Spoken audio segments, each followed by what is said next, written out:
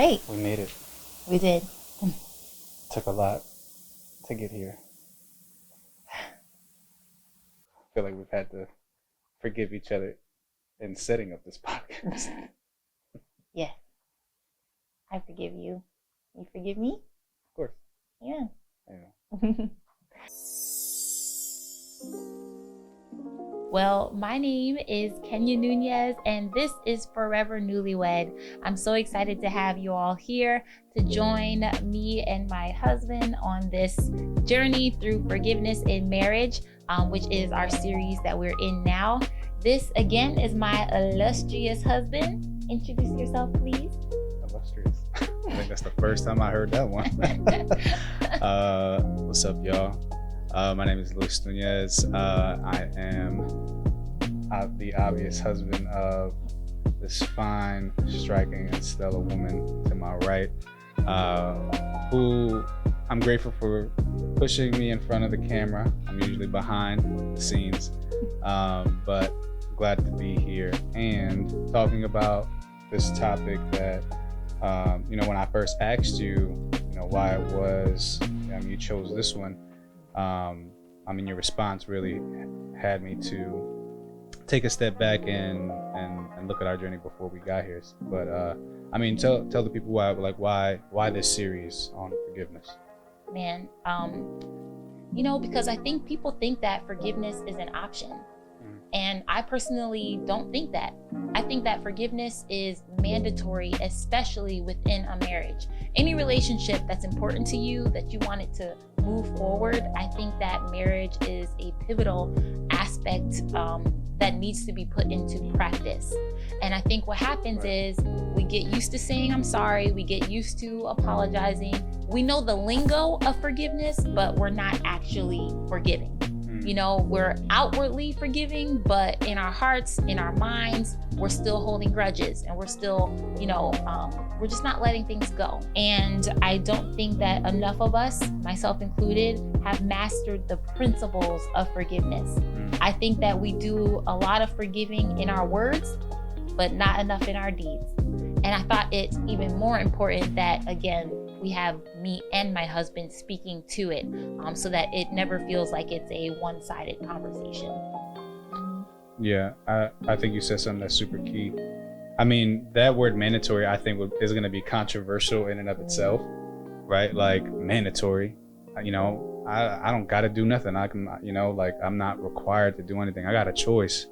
But I think you're right. Like, when you're talking about having a successful marriage, wanting to thrive in your marriage, wanting your marriage to go places, wanting to have progress, wanting to meet goals, wanting to love and please your spouse, forgiveness is definitely mandatory. And that's so key, that you mentioned the word love, as you're talking about forgiveness.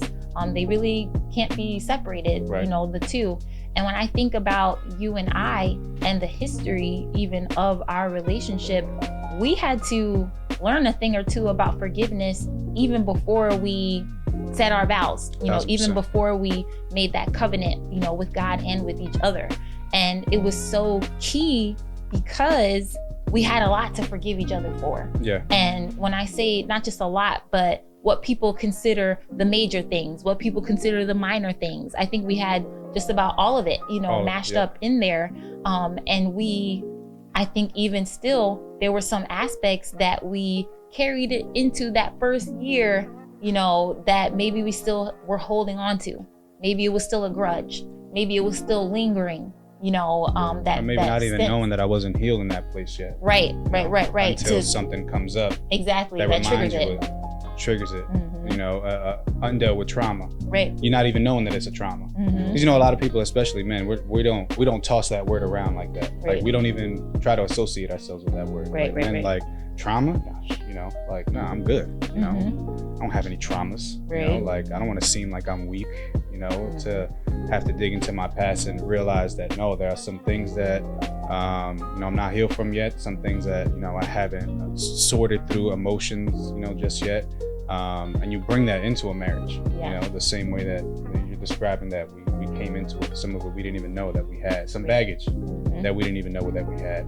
That we had to not only forgive ourselves, but also, you know, forgive one another as those things come up and we don't handle them the right way. Right. I mean, even like I was saying earlier, when you brought up this topic, it made me look at myself in the sense of, you know, I had to get over like a hump. Like one thing that held me back from even wanting to be married was the fact that, you know, will this person have enough forgiveness inside of them that when I mess up, you know, can they forgive me?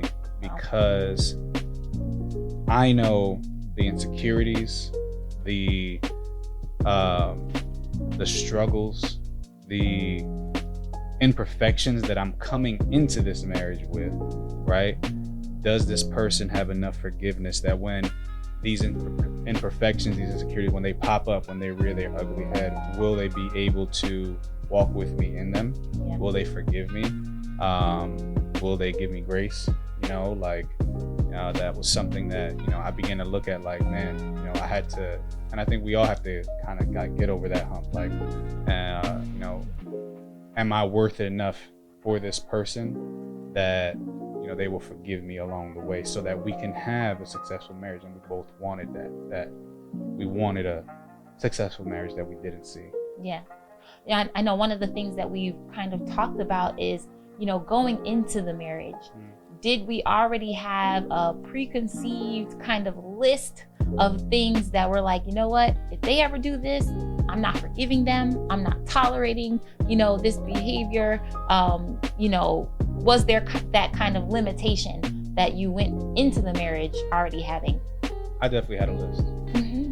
And I mean, the two biggest things that I had on my list were the two biggest things that we struggled with before our marriage. And I think that list influenced, well, what happened before our marriage influenced the list going into the marriage. Right. You know, for me, it was cheating.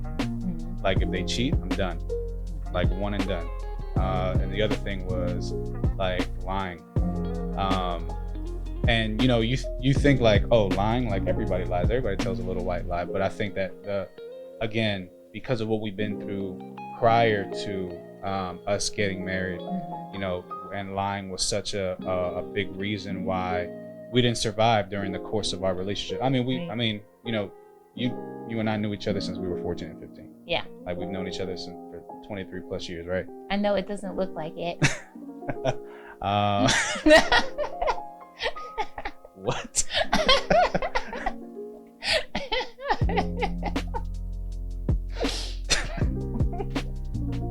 Okay.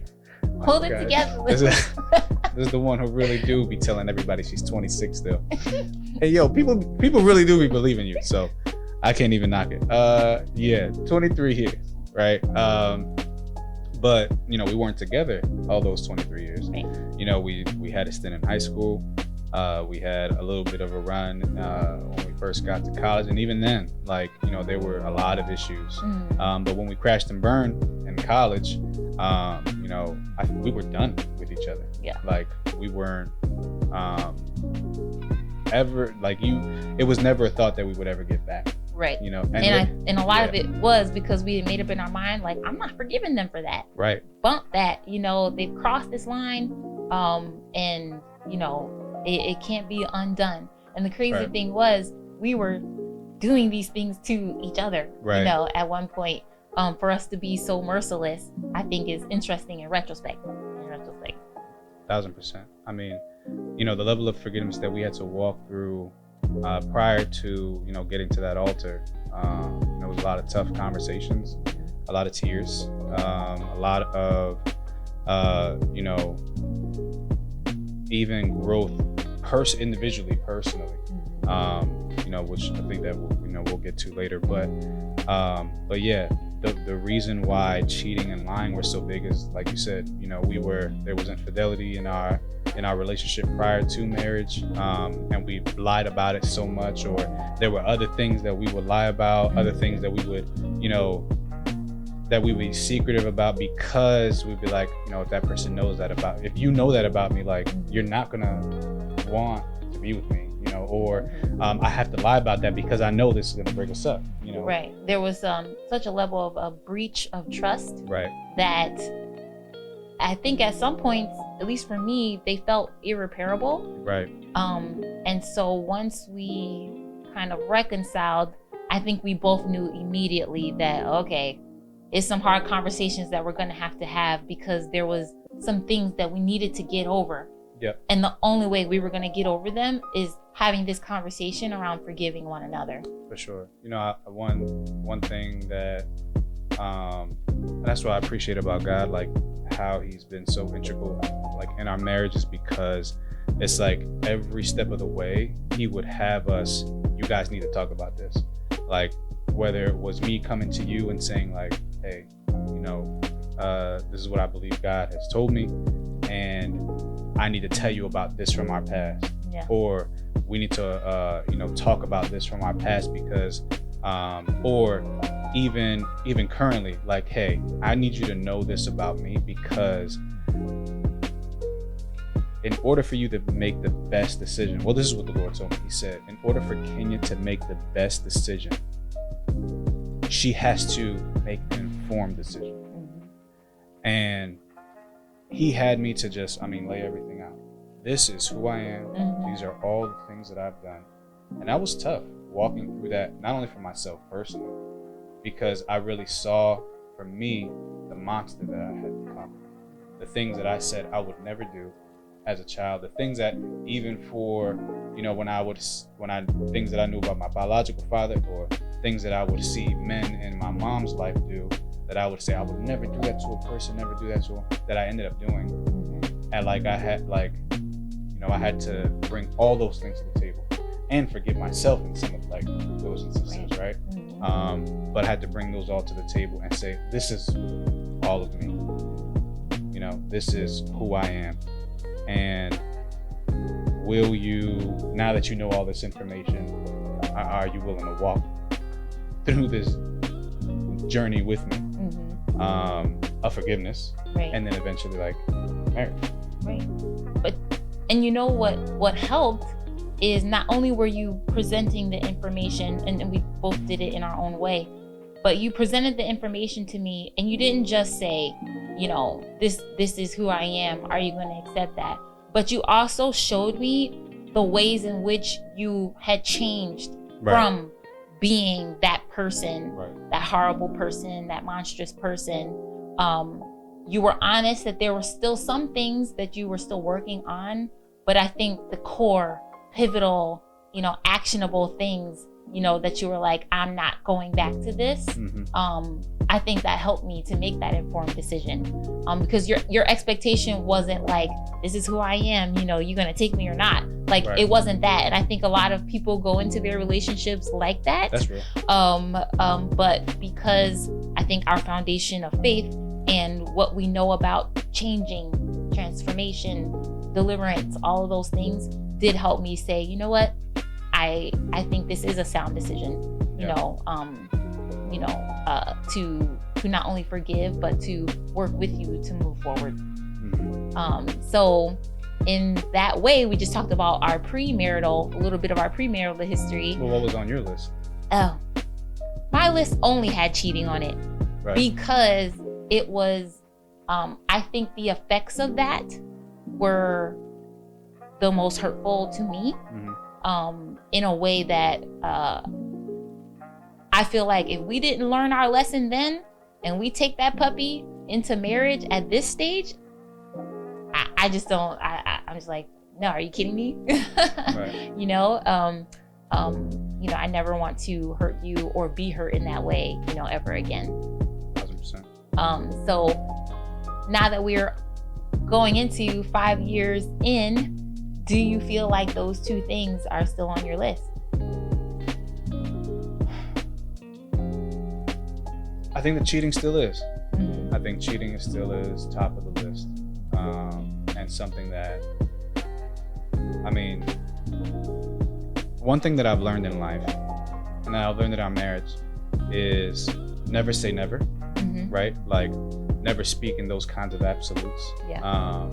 Because I mean, you don't know what God will bring, like will put you into, not only test your faith, but for you to see who you are, or for to see what you're capable of. But I've learned never say never. So with the cheating, even though it still is like, I don't want that to happen, I would have a very, very difficult time if it did.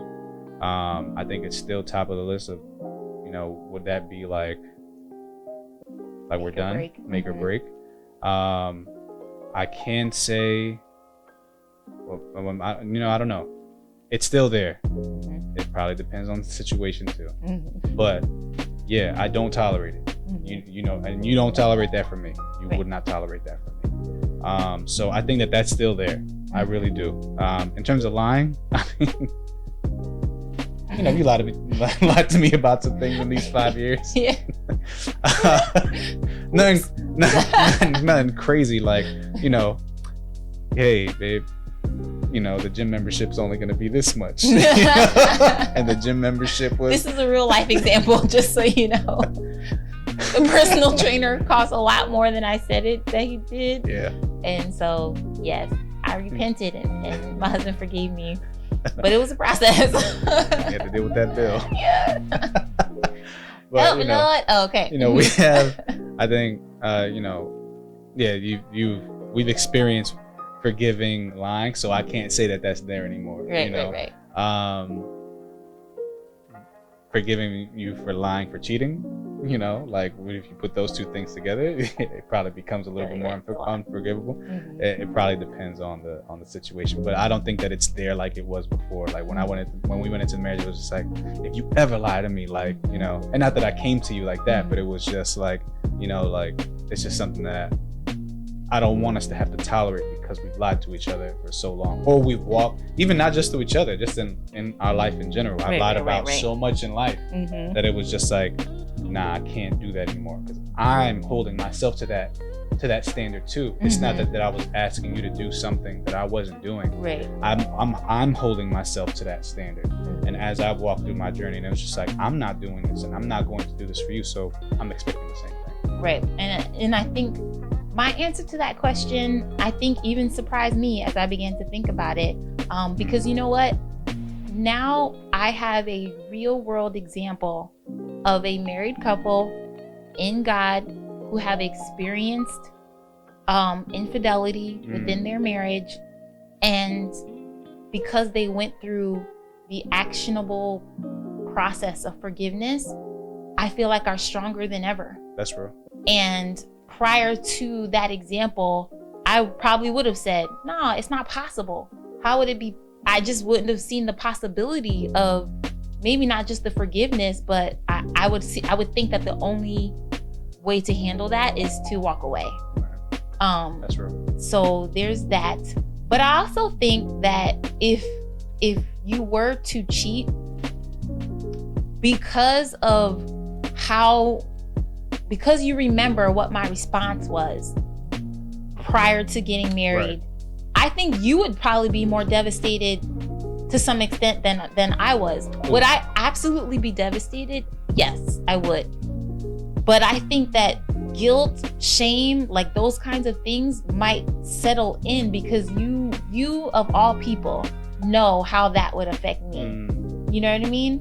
So I think that's, where my answer lands, because, prayerfully in the name of Jesus, we won't have to put any of this into action. But I think, again, the communication around it is important. Yeah. The reminder, we haven't had to talk about this in a long time, but even the reminder is enough to be like, you know what, I am going to make sure that that's something that I never do. You know what I mean? So, yeah. That's good. Part of me feels like, should we say like what that example was, but maybe for another podcast. Yeah. Can't give it all in this first one here. Amen. Well, question for you, like we're talking about as we've been walking in this marriage, things that were unforgivable. Is there a time in our marriage where I'm sorry wasn't enough? Like, yeah, we've had these lists, maybe the lists have gotten tweaked, but along the way, there was maybe something that popped up that was just like, I didn't even think about that one. I didn't even know how that one would make me feel. Was there ever a time where I'm sorry wasn't enough, or where you forgive me wasn't enough? Well, I have to say that, and I can really only talk about myself in this instance, because the example that I have is where I was saying, I'm sorry and I apologize and I'm never going to do it again and I'm going to fix it, and I wasn't. And so for me and my husband, there was a level of intimacy that we were not attaining, you know, in our sexual intimacy specifically, that my husband and I are different in many ways when it comes to our desire, our drive, you know, those kinds of things. And so where my husband, sex drive, right. Yeah. And so where my husband communicated with me what his drive was, what his desire was, you know, all of those things, I heard him. I knew ready? it. You ready for this? Right. You know, I don't know if you're ready for it. and I knew within myself, especially in the beginning, I thought I could match. You know, I thought that I could, you know, give him what he was asking for. So after several months, turned into several years, that he was making that request known to me, and I was not meeting that request. But furthermore, I was not putting in the effort to meet that request.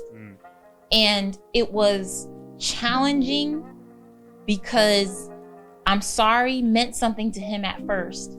But then after time went on, because my action didn't suggest that I was trying to meet him where he was at, they fell flat.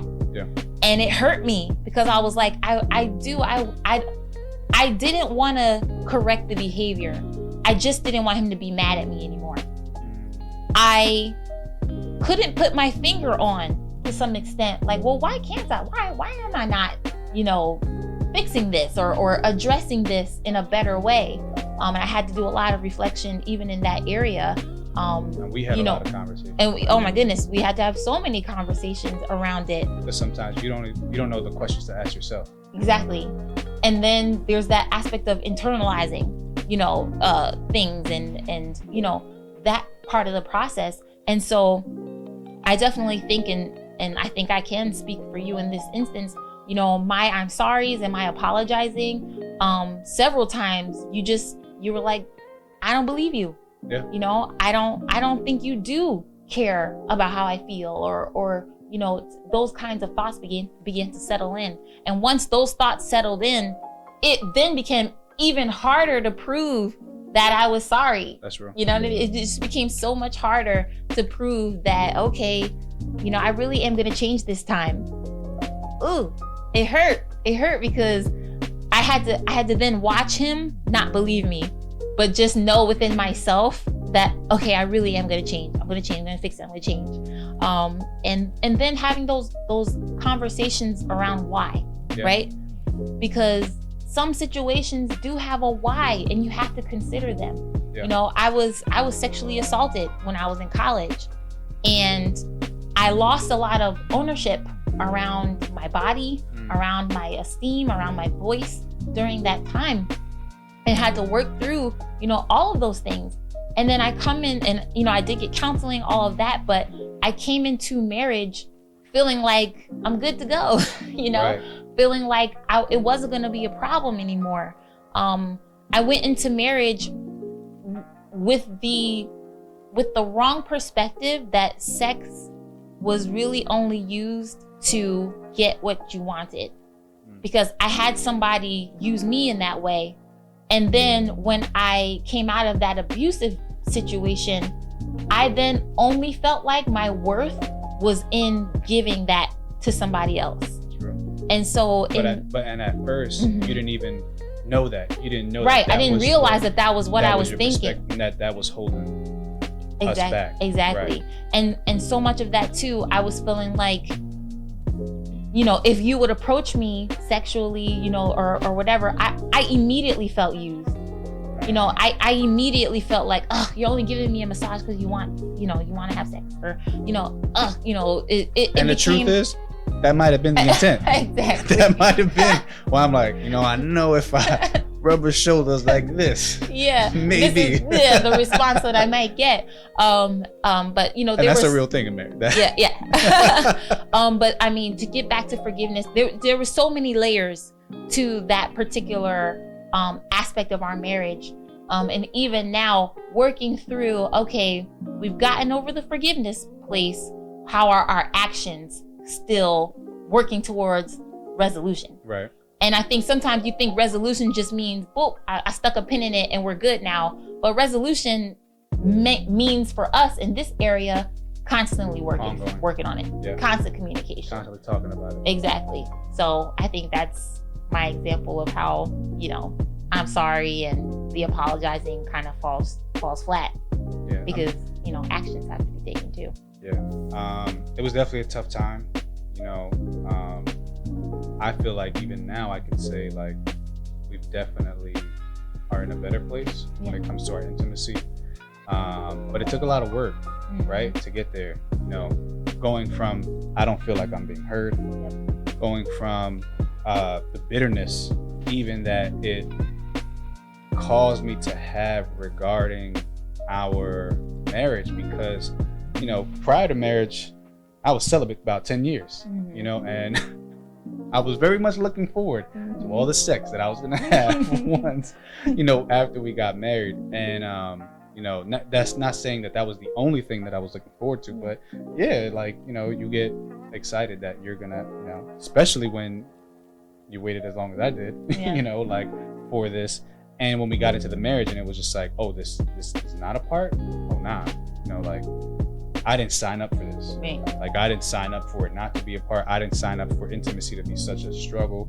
I didn't sign up for intimacy to, like, be something that we had to, like, fight tooth and nail for, and going through that place of rejection, that you were feeling. And for sure. I mean, I think it unlocked that struggle of us and our intimacy, unlocked so much, so many things in our union and so many things individually, because, while we were sorting through, the trauma that you had been through, being sexually harassed, to, your perspective and your views about intimacy, even figure out the things now that you do and don't like, because one of the things that we found out is some of the things that you liked when we were younger, pre-marriage, you actually didn't like anymore post-marriage. And even getting to like, no way, you loved when I kissed on your neck. Yes. When did that change? Like, and having to, like, be convinced, like, oh, she really don't like that. Listening, to the things that you don't like, talking about, not only about the traumas that you've been through, but our feelings toward sex, toward intimacy, having conversation beforehand, having conversation about it, having conversation during it. I think the walking through that place of forgiveness allowed us to see how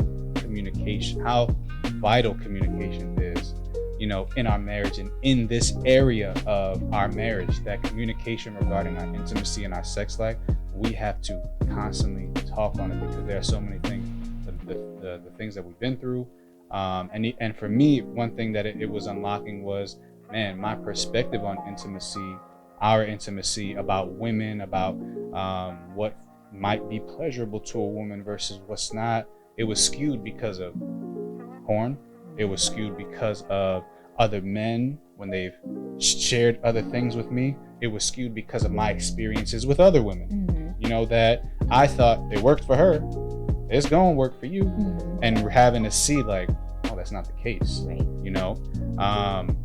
and so it was like we had to talk about all of these things, and it unpacked for us, again, so many things individually, things how I view sex, things how you view sex, issues that even we didn't even realize, wow, I didn't even know that was stopping us from having, intimacy, even in sex, and then having real conversations around like, every time it's not going to be, a high, of, where Fireworks. like fireworks are gonna explode and all that. Sometimes it's just like, I gotta get it off me, like, and then you understanding that, but then in that, after we were willing to, because it went from like, hey, maybe if you, sometimes I just need it, sometimes it's, but then also, okay, why do I need it? Walking, and then we having conversation around that. And then once we unpacked that, it was just like, what we thought would just be like, okay, let's just do this quickie and get it out of the way. It actually did become sometimes some of the most memorable times that we've had sex, because it was just like, now you're going into it free. Yeah. Now you're going into it liberated. Now you're going into it with no guards up, no, you're thinking about nothing but just wanting to please one another and being glad in it, but yeah, no grudges and fear, right? Because that place of unforgiveness, even in, this is our example, one of our examples, but what would happen when we were not working through this issue, right, is that we were holding on to a whole bunch of stuff. It was a lot of feelings, that we were holding on to, that we were, and some of those feelings, made us feel even more justified to not forgive or to not, move forward or to not figure it out, because again, this is one of those things where it was like, this shouldn't even be an issue. Right. In your mind, you were like, this shouldn't have been, this should have been the least of our issues. This was the thing that I was thinking we would be struggling with. Exactly. So, just it all ties back together, how forgiveness plays a pivotal role in so many aspects, of the marriage. And even when I think about that place of, where our feelings tie in, do you feel like your feelings, your emotions have affected your ability or your choice to forgive, especially within the marriage? Absolutely. I mean, once emotions get into it, and one thing that, I had to come to truth with, and this was well before our marriage, is that I was emotionally retarded. Like, I did not know how to handle my emotions properly. I didn't know how to communicate while I'm emotional, during my emotions, and communicate what I was feeling. For a long time, I was not in tune with my emotions.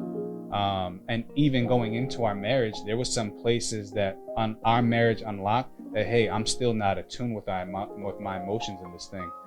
Or I haven't dealt with, this trigger of this thing that you do, or even this thing that I do that, isn't allowing me to communicate how I feel effectively. Because that's a whole nother thing. Right. I can try to tell you how I feel, but sometimes how I'm telling you or the way that I'm telling you is not effective for you to receive. Right. There's a difference between communication and effective communication. Mm-hmm. There's a way that I need to be so in tune with what I'm feeling that I can break it down to you and help you to not only for me to understand it, but then for you to understand it. Right. I have to be able to articulate it. And I'm not talking about like fancy words or anything like that. It's just having to talk about like, hey, I feel insecure, about this, and understanding what insecure means. And even though I don't want to say it, this is the feeling that I'm feeling, and for you to understand that this is how it's making me feel, right? But it took me a long time at first I had to understand that, and then understanding that, yes, in the marriage there were some places that I'm not being emotionally healthy with how we're dealing and talking about, these things. For me, one of my biggest struggles has always been anger, so like when you would do something that would upset me, if in the past, I would probably blow up because like I never knew how to be angry and not show it in this other, this really like loud aggression. Well, that was one way. I'm lying, actually. the other thing that I would do is I would be mad and get silent. I would draw back. I would be quiet. I would act like everything's okay, but like you can tell that I'm just being too quiet because I'm not out here just having conversations with everybody. Yeah. But like there's a balance. When somebody has completely become recluse. Yeah. And that's what would happen to me. I would get so recluse that we're not talking, we're not communicating. Because one, I didn't know how to talk about my emotions, and two, I was scared that if I said these things that I'm feeling, it would hurt you. Right. And then it would make the situation worse. You probably won't forgive me for what I'm about to say. And so I wouldn't talk. I would think like not talking about it, like that would probably be the best way for this right now. Or I would be like, that thing made me so mad, I just can't, I'm just gonna be super short.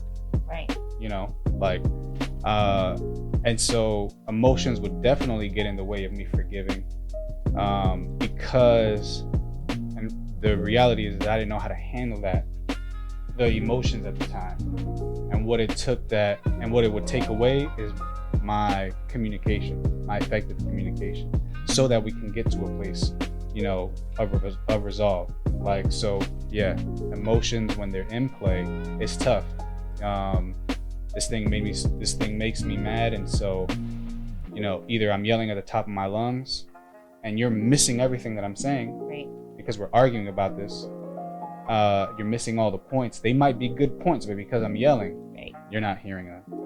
Or I'm just gonna draw back, I'm not gonna say anything, and all the silence, which breeds assumptions, which allows you to think that what something is may not be, and what something may not be is like, it's just undealt with issues. Either way, you're not getting to a place of resolve or being effective in your communication. But emotions definitely will do that. Yeah, I think that emotions can become an excuse for why we don't forgive. That's good. And so once those excuses come into play, the moment we feel justified in that, I don't have to forgive you. We just gonna move on from here.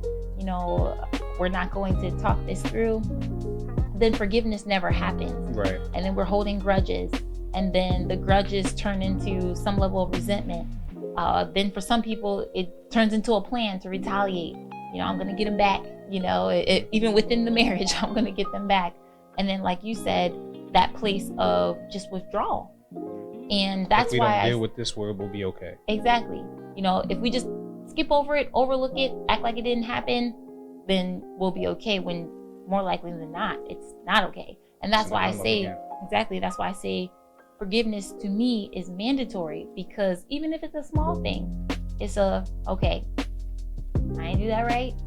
This is how I'm gonna fix it. When you think about that, okay, hold me accountable. Yeah. I think forgiveness allows for accountability to be put in place. That's true. Excuse me, because the forgiveness actions usually are some level of communication. And so I'm communicating, okay, it is my desire that I don't do this again, but I'm sure there's some behaviors that you might have seen prior to me doing that thing, or some kind of triggering moment. Okay, hold me accountable. If you see me lie about something little, all right, check that. Right. I feel like we let little things slide, and then when it becomes a big thing, then we're just like, there's no mercy, there's no grace. But you saw the signs of those bigger things early on, and you didn't check it. You didn't hold me accountable to it. So I think That's that so even that kind of forgiveness opens the door for you to hold me accountable. Right. Mm-hmm. And for you to accept it. Because oftentimes people try to hold us accountable, and it's like, I didn't ask you, for that.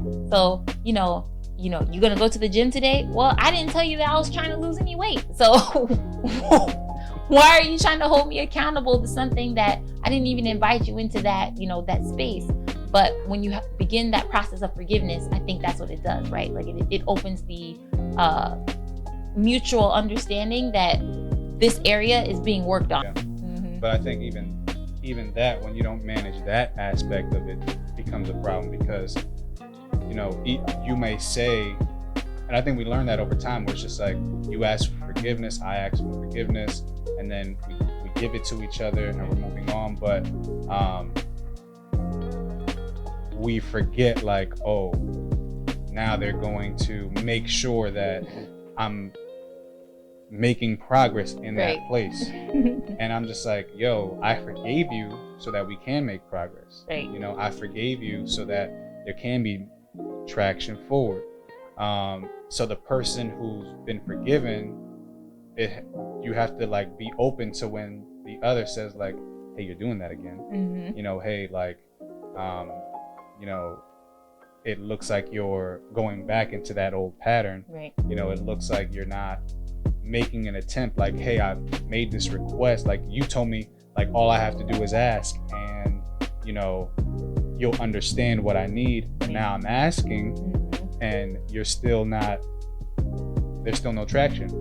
And the accountability. Exactly. And that goes to the place of perspective. Yeah. I'm finding that even some of the couples that I talk to, it's a perspective that to me, it doesn't seem like you're working on this area at all. That's good. That's right. But to you have like a little checklist, like, okay, I'm gonna start small, and you know, I'm gonna work my way towards, you know, what she said she felt like it was an issue. But to me, if you're not communicating with me to say these are the little small things that I'm doing to work through the change, my perspective is you're not changing at all. That's real. You're not doing a single thing, you know, and so sometimes your anger from what happened isn't allowing you to see that, oh, they are trying. Exactly. Or they're lying about their trying. Or they're just doing that to try and not make me be mad, like you were talking about earlier, trying to pacify, you know, me by, you don't want me to be mad, but you're not taking any steps towards that thing. So sometimes we'll think that like they're just trying to be nice, or they're just doing that now because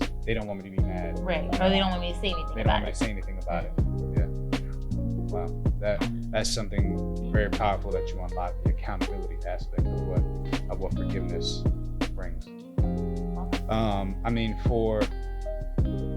and we've been kind of talking about it as we're, you know, having this conversation about forgiveness. We see the benefits over time, but like for you, you know, what are the benefits that you've seen in opening up yourself, walking in that place of forgiveness, whether it's for yourself, whether it's for me, for our marriage? Like, what are the benefits of forgiveness in our marriage, in marriage, for you? For me, the benefit of forgiveness is the relief, you know? And I think that relief comes on both sides. When I show forgiveness or mercy, you know, towards you, I'm relieved because I'm like, okay, I got that off of me. I was mad about it. But once I forgave my husband, once I forgave you, I have a hope now. Okay, we're moving towards it being better. We're moving towards, you know, it being resolved.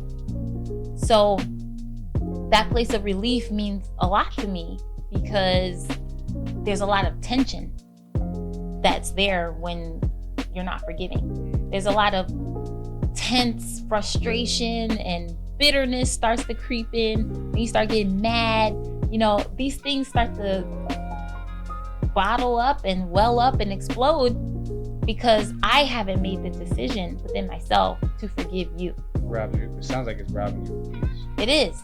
It is. And that's why I said even earlier, or in one of the episodes, that place of forgiveness is for me. You know, I have to forgive so that God will forgive me. I have to forgive because if I don't, other things will come and fester on the inside of me. Right. Then I love that there's relief from being forgiven. So when you forgive me for something, I feel relieved because I'm like, okay, now this is my chance to get it right. You know, I think that's the feeling I get every time I repent. Because I'm like, okay, Lord, you said that if I confess, you know, what I did, you're faithful, you're just to forgive me for that thing. It gives me a clean slate. And that's the relief I feel when you forgive me for something. I'm like, okay, clean slate, I'm gonna do my best. to fix that, to do better in that, to not say that way next time, those kinds of things.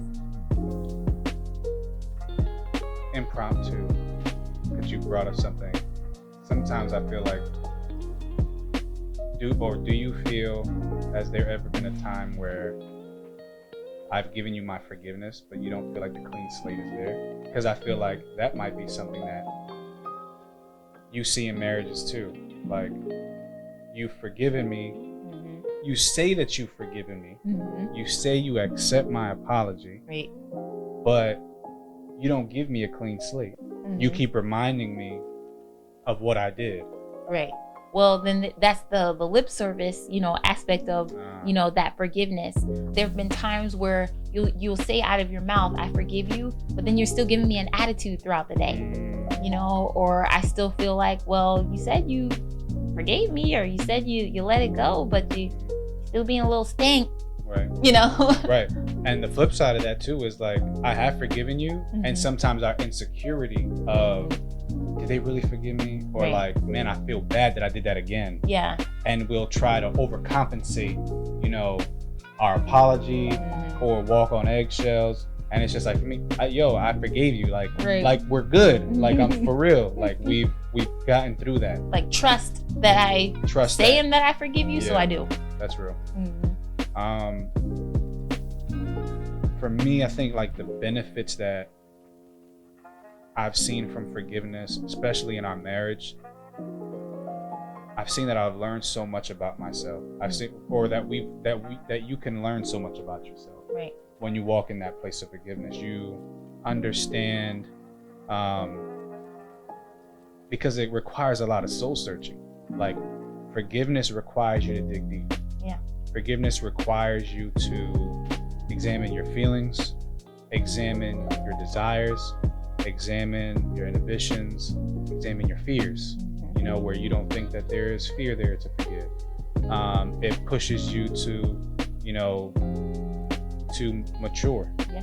Like, it pushes you, and like, you don't see that forgiveness allows you to just really operate in a place of maturity, where it's just like, we've been through this. I don't have to get angry or excited about this thing the same. Like, if it comes up again, like, is it maybe annoying or irritating? Maybe it'll go from anger to annoying to irritating, right. To like, where it's just like, but as we're working towards it, I just grow in how I handle the situation. And because I'm growing in how we handle the situation, sometimes that helps in not getting to that place where this thing happens again. Yeah. Where it's just like, man, they are really working at their attitude. They're really working at, how they handle this thing. I want to make sure that I bring that same energy. I want to make sure that I'm mindful of that as well. Yeah. I think that there's a lot of growth that comes from forgiveness. And I think that another benefit of forgiveness is that it strengthens that dedication for one another, towards one another, right? Like, you've forgiven me. I'm grateful for that. You didn't have to. Right. Yeah, we made our vows. Mm-hmm. Yeah, even though we know mandatory is forgiveness, it's mm-hmm. also, the balance of it is also having that mindset where it's just like, they don't have to forgive me. Yeah. And it's just like, okay, I'm gonna walk in that place of gratitude, and strive to make sure I don't do that thing again, that I'm working towards it, and that, every time we forgive, it leads us again to that place of, what's the plan so that we manage and deal with this thing if it happens again? Right. Or what's the plan, to make sure that it doesn't? What's the plan to make sure that, we're aware of this? Yeah. What's the plan to make sure that we're talking about this? Like, it's like, it allows us to get back on the same page, not only just a clean slate, and the same page that has a clean slate for both of us. Yeah. So yeah, for me, there's the forgiveness, like, it just helps us to grow and become mature individually and, as a unit.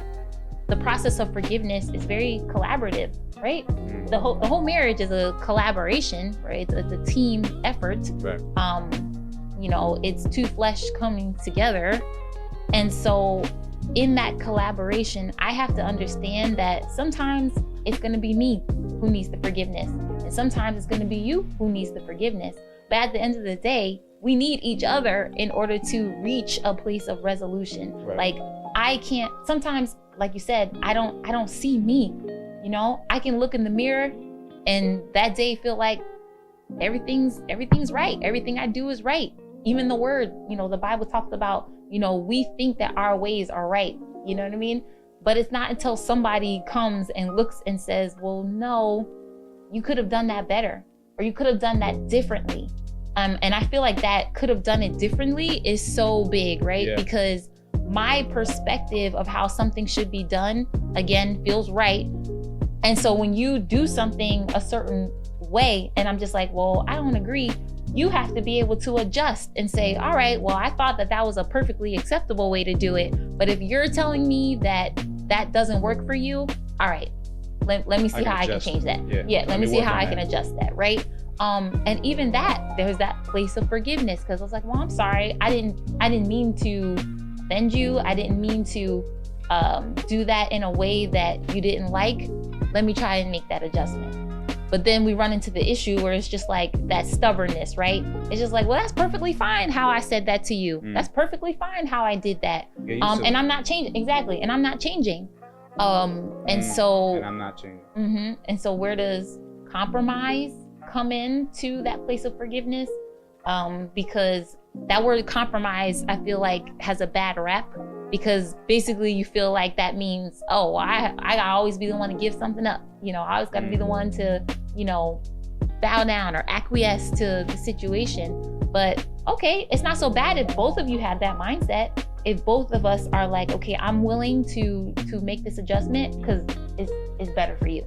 You told me it's better for you, I'm gonna try to do it better for you then. But it's hard. I'm going to speak personally for myself. You know, that's hard, because as much as I want to,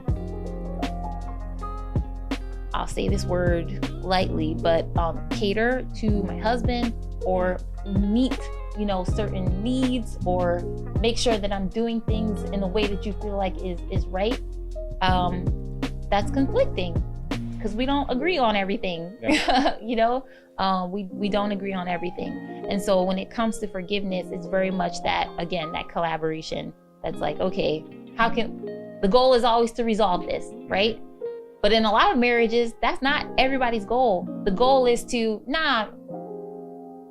as long as I am, you know, the one who wins, you know, as long as I'm the one who's always considered, I don't really care whether you're considered in this.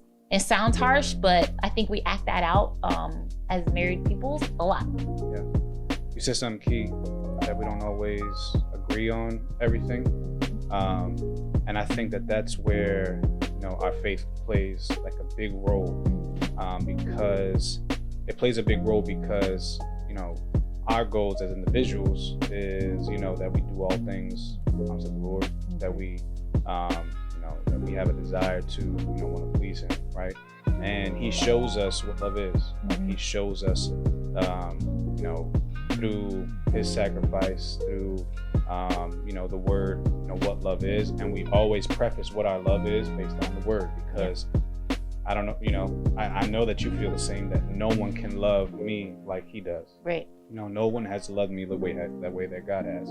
And we strive to love one another the way that He has, and we show that, you know, based on His Word. And so for a lot of times, even for us, our faith has a big plays a big role, because we always look to that, like that's our North Star. You know, that's our focal point. You know, where we don't agree, we look to the Word, and it's just like, okay, how can I handle this agreement based on that? Right. And then, you know, that's what brings us back to being able to find a solution, being able to find a resolve, being able to look at it the other way, being able to see the other person's perspective, Right. Being able to see something that maybe we missed, Right. that we're not looking at the right way, that maybe our way of seeing this thing is skewed.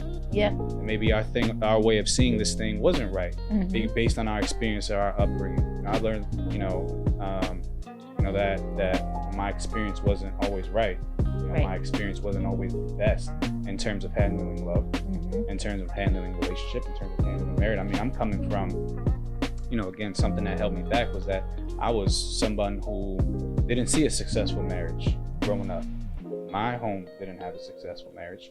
I was with friends who, when I would like hang out with them or hang out with their fathers, that I would literally see their fathers going to meet up with another person, or their fathers talking about, how they have a side chick, or, seeing other men, whether it was, mentors of mine at the time, or, people, men and, even my fraternity, that I would see them, married men. And, they would go out to these conferences and have other women, have strippers. I never saw a healthy marriage. I didn't see men be committed and faithful. And so, my experience of marriage, of love, of being able to, keep yourself, was skewed. Or I didn't even have the knowledge, the understanding, the wisdom, on how to be a faithful man, in a marriage. And so even when we came together, it was understanding. I don't have all the answers. Yeah. And I think a lot of times we act like we do. Yeah. And that's what forces, that, or causes us to say, I'm not going to change, or I don't want to change, or this is just what you got to deal with. But not seeing like, what, maybe there's a better way to handle this thing. My experience hasn't always given me the answers. My experience doesn't always make me right. And so I think that that's something that we also have to consider as well. I love it. And, I think that's a great note even to end on, that place of resolution, the place of the benefit being that we're both have a plan. We both come out with a plan of moving forward, of utilizing forgiveness in action as a tool for the betterment of the marriage. Sure. And we appreciate everyone being here with us this week. We hope that you continue in this series of forgiveness in marriage. We have a few more episodes coming out, me in particular. But either way, we want to see the comments. We want to see the questions. We want to see the, hey, can you guys talk more about this topic? And really just the engagement that we're always looking for in this community, whether you're married or not, whether you've been divorced, whether you're, fighting through some things. We want to hear, from you. So thank you so much for hanging out with Luis and myself. We will catch you next time right here on Forever Newlywed. You might catch her. I don't know about that. He always trying to slip out of filming, but I love filming with him. So that's just my disclosure. But either way, thank y'all. Either way, thank you guys for joining us, and we'll catch you next time.